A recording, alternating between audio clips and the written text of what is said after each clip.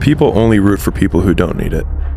Like, the amount of times when I was on my lonely path where I was too different from the friends that I had, but not successful enough to be friends with the people that I wanted to be friends with.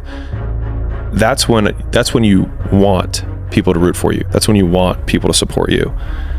Once you've already won, people are like, he's amazing, he's so good. But like, that's the time when you need it the least. And so you always have to be the person who roots for you before everyone else does.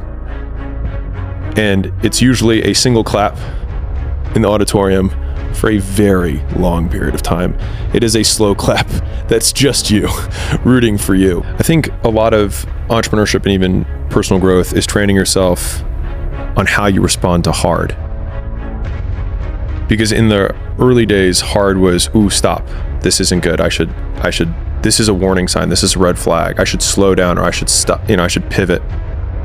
But the more I think about it as a competitive landscape, as I'm clear on what this path is supposed to look like, and these rocks and these dragons are things that I'm going to have to slay along the way to get the princess or get the treasure, I get happier about the harder it is because I know that no one else will follow. You look around to see who can help you, and then you're like, fuck, it's me again. And I think getting comfortable with the idea that each of these things, kind of like Slumdog Millionaire, if you've seen that movie where I'll give you the TLDR, he goes through his entire life of randomness, and he gets on the Who Wants to Be a Millionaire version in India, and it has 12 questions to make $1 million.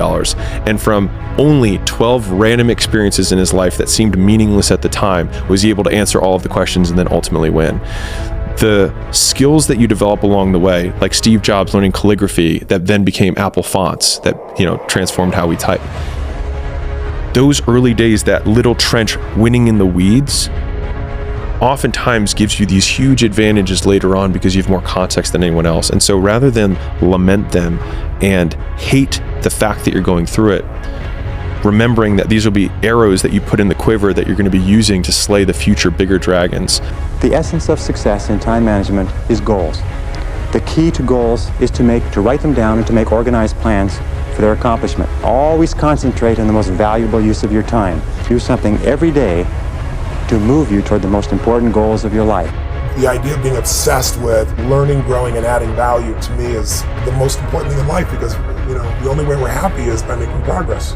We grow and we feel alive. We give and we feel 10 times more alive. But you got to grow to have something to give. I've made a decision that I'm going to live my life where I'm going to live in a beautiful state every day, no matter what. Even if it rains on my parade, even if people do things that are unjust.